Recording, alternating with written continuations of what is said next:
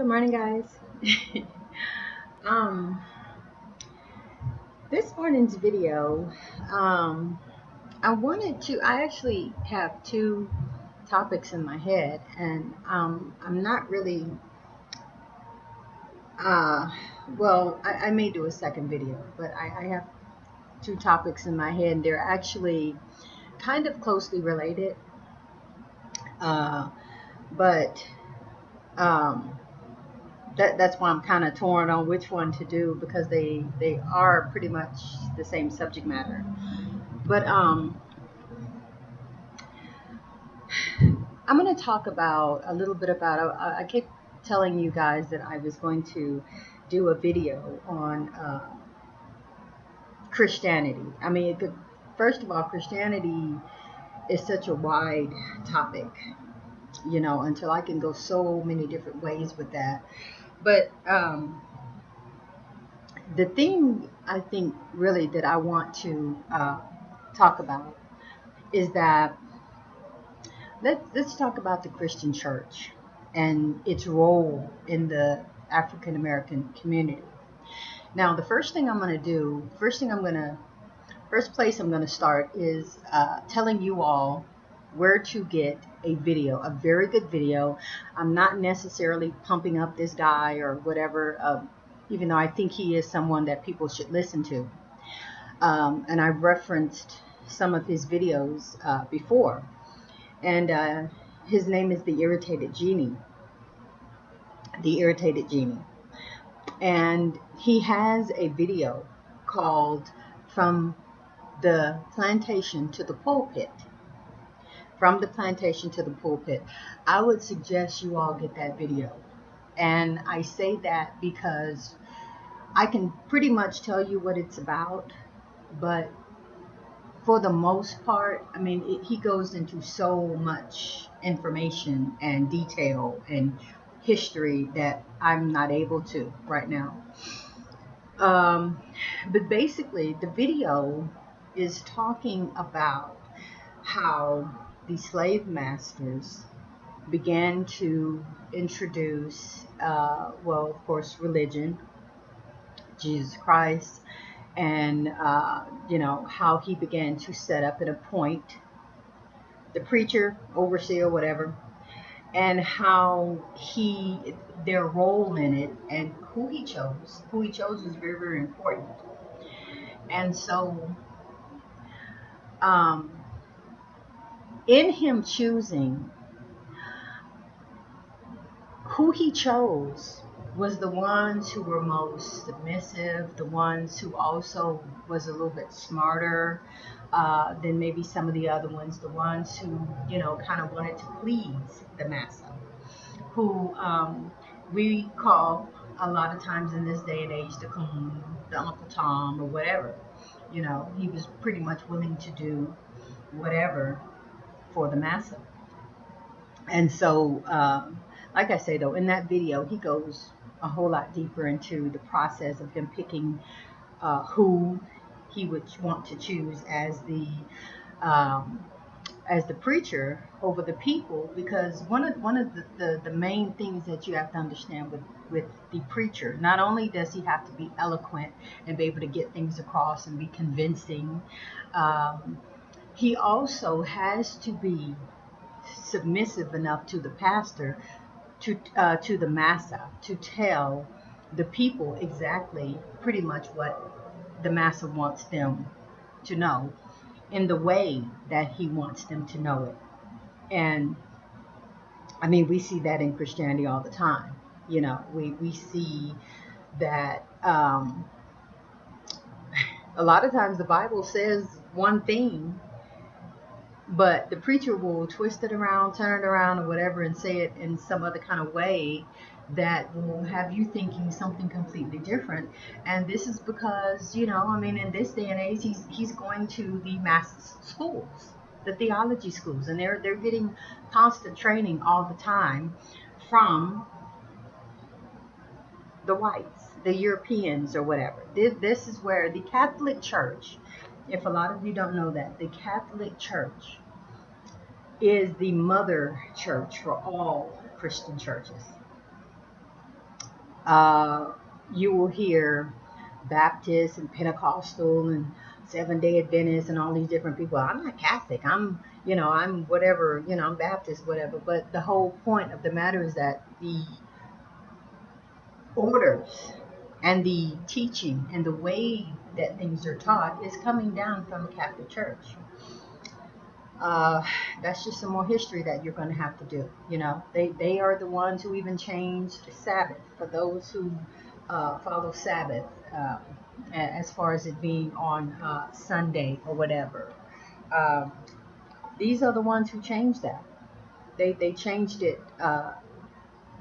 They changed the day. I'm sorry, as far as it being on Saturday, they changed it to uh, basically, make church on Sundays. Basically make people go to church on Sundays instead of what people would ordinarily say was the Sabbath on a Saturday. So, anyway, point of the matter is, we need to talk about the kind, like I say, of people that they were appointing as the preachers. And like I say, these were the people who were able to influence. These were the people who uh, the ones who they were going to slaves were going to kind of listen to and look to as far as leadership type thing.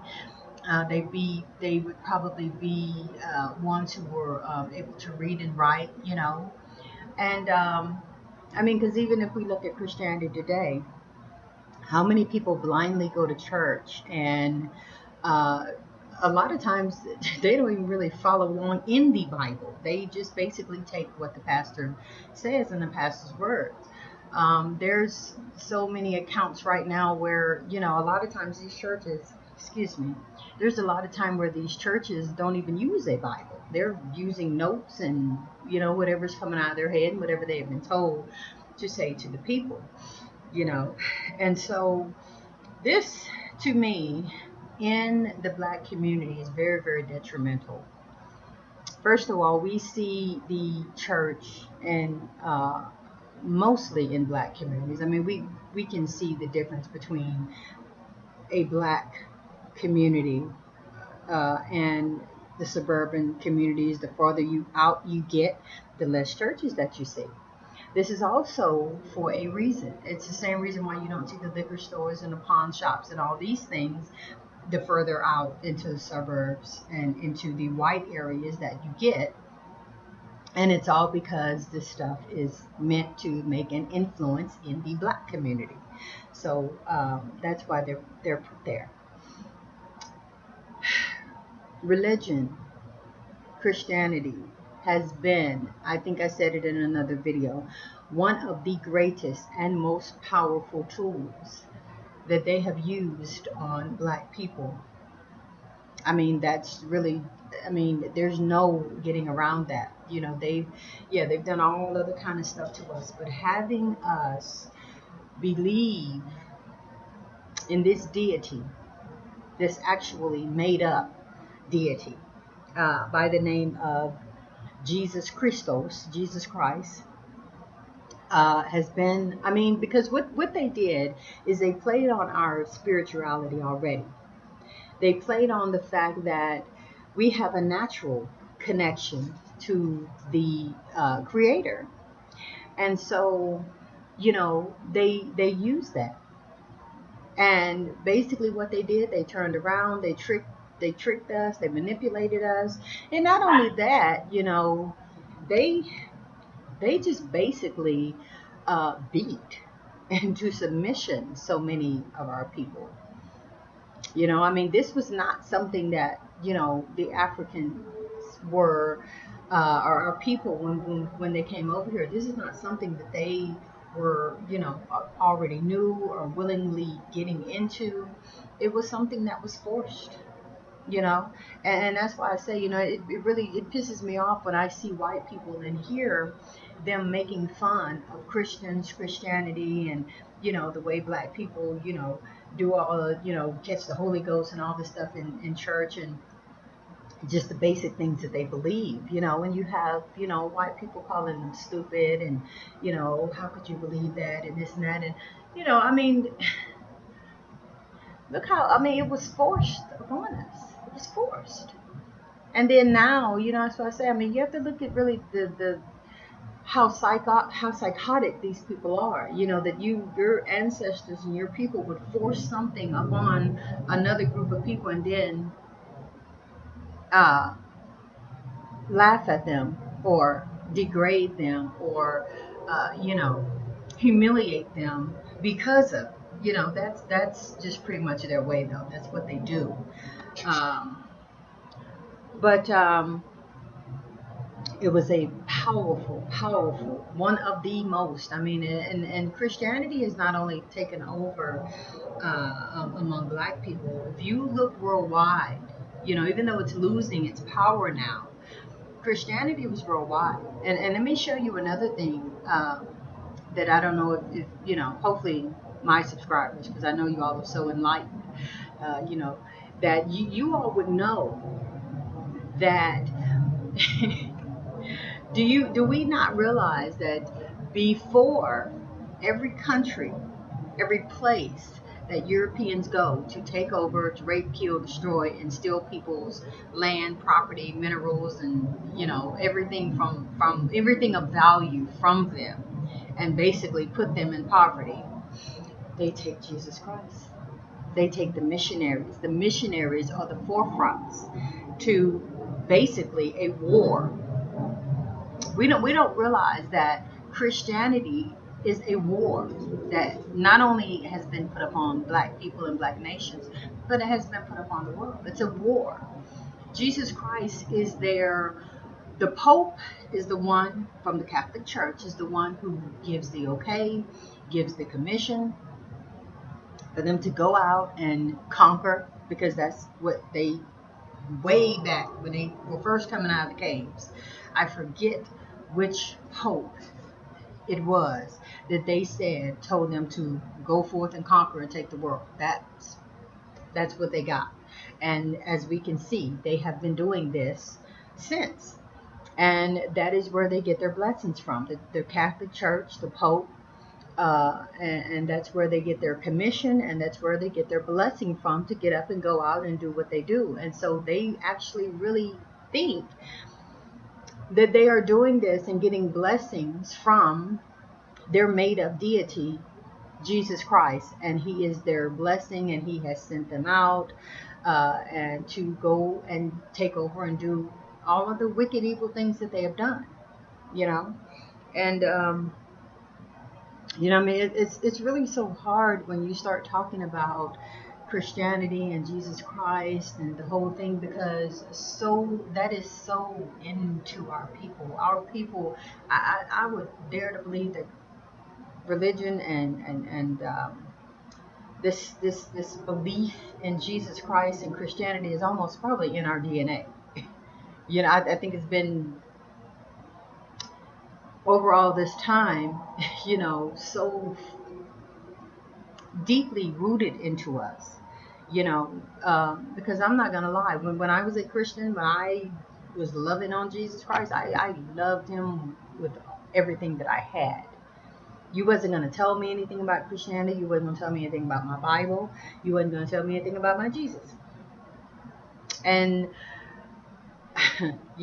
through knowledge and finding new things and understanding new things and putting myself in a situation. Actually, to be honest, I didn't really put myself in a situation. Somebody else kind of tricked me into kind of beginning to go outside of the box from Christianity and look at other things.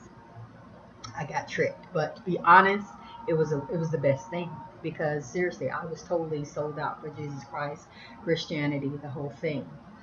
But once I began to look into other things, read other things, discover other things, it began to change my perception. And a few years ago, once I got myself rooted and grounded in spirituality and into the spiritual path, I wasn't anywhere near as mature as I am now, but I was mature enough to know that the dangers of Christianity, the mind control, the the way they steal your money, take my, I mean, the whole money thing is a whole, that would be probably a whole another video trying to talk about um, the money that is extorted from people and from the poor and from especially the black community from churches, you know. But you see it, you know. But yeah, I was I was sold out. I was absolutely sold out. I mean, let me tell you something. Since we're talking about money, let me tell you how much I love Jesus Christ. I had in a church one time. But I can say to my defense, this was, I think, the last church that I was a part of. I think that was the last church I was a part of.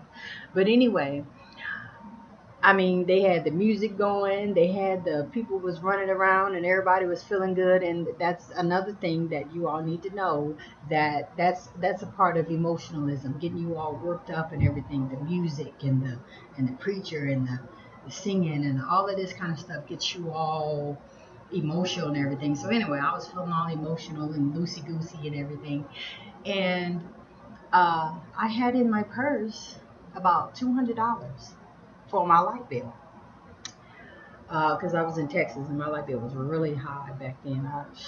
Anyway, I had about $200 in my purse, and I gave the entire $200 to the church.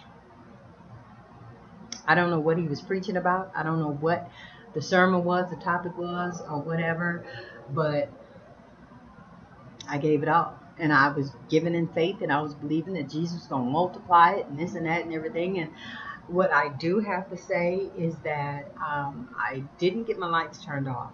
Some kind of way, I guess, maybe through the mercy of, the universe, the creator, that I was blessed for giving it. You know what I'm saying? I do not believe that it was because of Jesus Christ or whatever. But I'm just saying that to let you know just how, man, I was gone. I mean, I was gone. And so, yeah, like I was saying before, a few years after that, after I began to come awake and everything, I began to see the dangers of Christianity and religion, and I denounced Jesus Christ. I actually, just like they tell you about Romans 9 and 10 and how you need to confess with your mouth, believe in your heart, and that whole little thing, Jesus Christ. What I did was I denounced Jesus Christ and the things that I believed, the things that I had been teaching, because I was a minister for a very, very long time, probably almost 15 years, from very early, from when I got into Christianity. I think like 2 years after that, I got appointed. Well, maybe, yeah, about 2 years, I got appointed as a minister. I don't know if I was ordained or not. It was just like through my pastor and some other preachers and everything that was in the church, and they laid hands and whatever. So I don't know if I was ordained or not. But I got called to ministry, and I taught for a long time. I was a youth director for a long time, so I taught the children. And like I say, this was about 15 years that I did this, and so, I felt that I had to denounce that lie. And so, when I did, I mean, I know I freed myself. And to be honest, I would suggest people, even though you're coming into consciousness and awakening, and you probably have left the church and have left Christianity, you don't walk that way, you don't believe those things anymore that you were taught, I would still tell you, you need to verbally denounce Jesus Christ and all of those teachings and things that you believed, to free yourself, because you did take that oath and you did take him into you and into your heart and everything.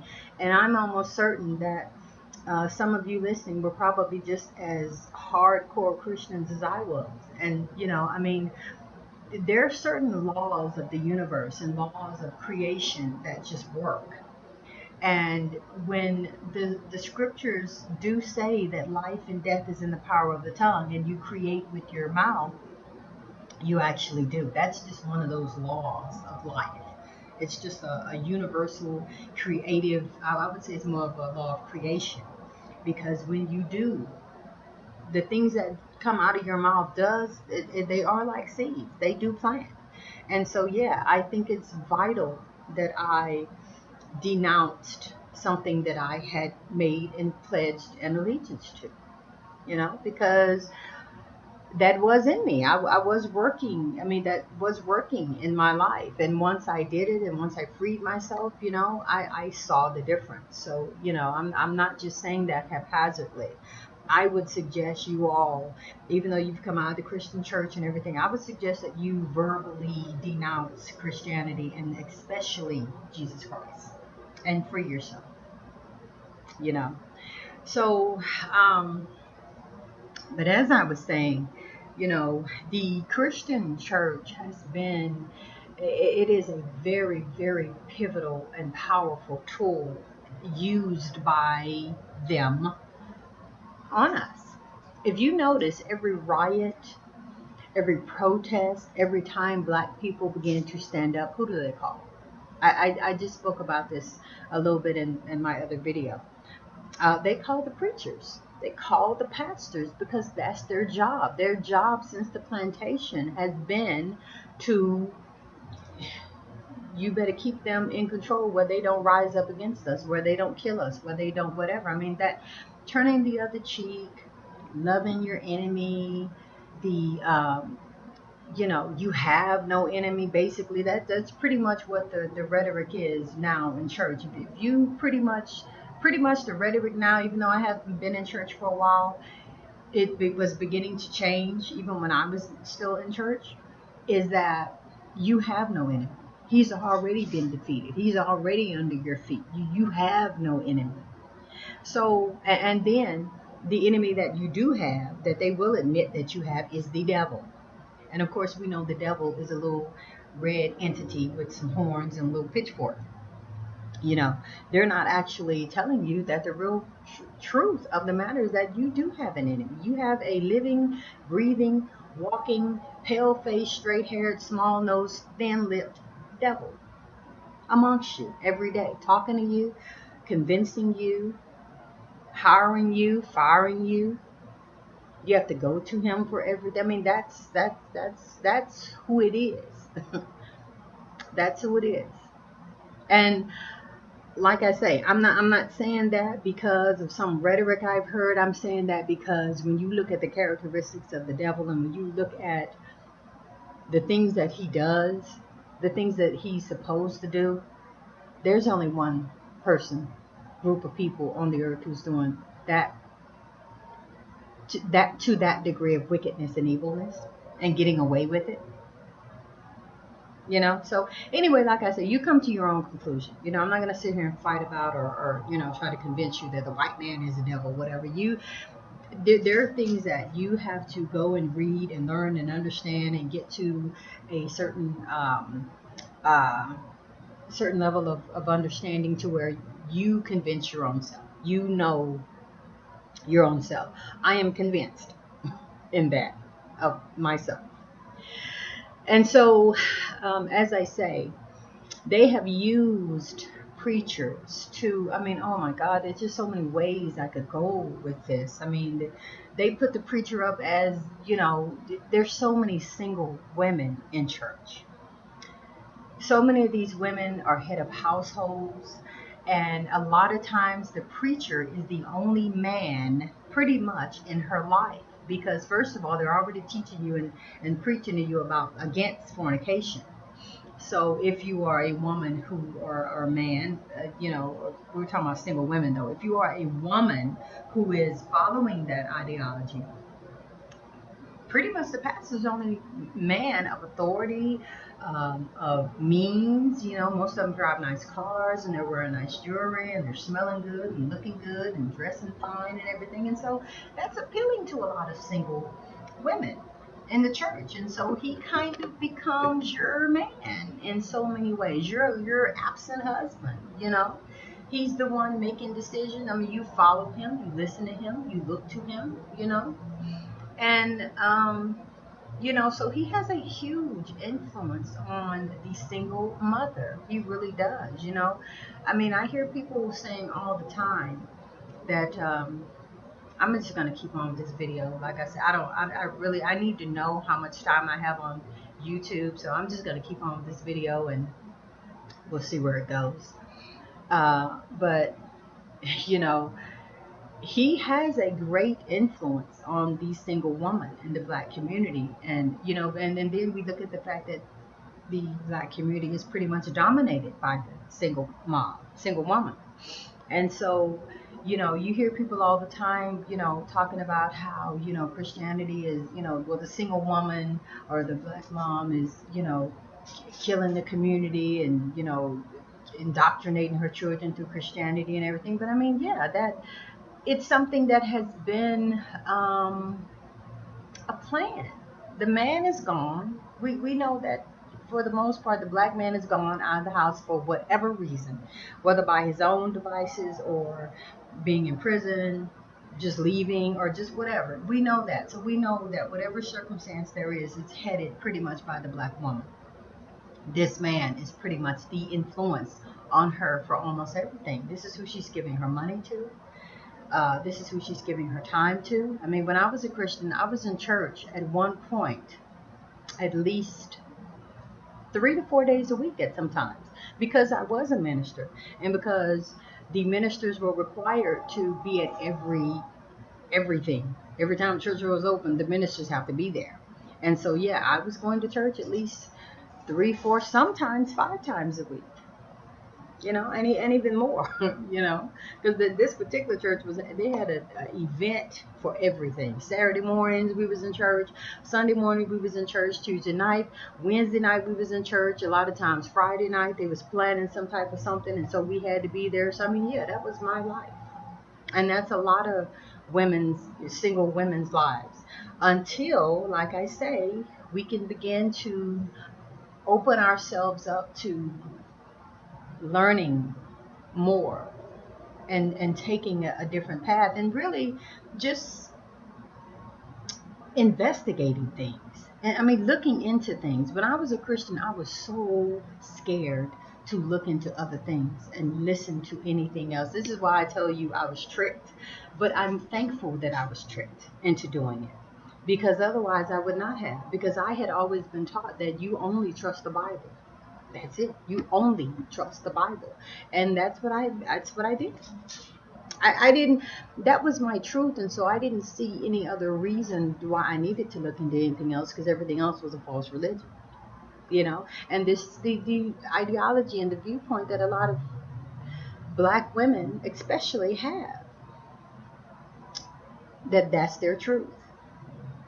And it's almost like pulling teeth to get them to look into and research anything else. But I understand that. I understand the weaponry. I understand the warfare. I understand all of this. And so I make these videos so that hopefully I can get you to understand and to change your perspective and to see that, yeah, I was terrified at one point to look into anything else and to research anything, but I'm here and I'm alive and I survived and I didn't go to hell and my life is not ruined. I had a pastor's wife when I left ministry. I had the pastor's wife basically curse me and tell me that my life was going to be in shambles and my life was going to completely go down the drain until I came back to the church. That's what she told me. So, they do that. They intimidate you. Christianity is a lot about intimidation.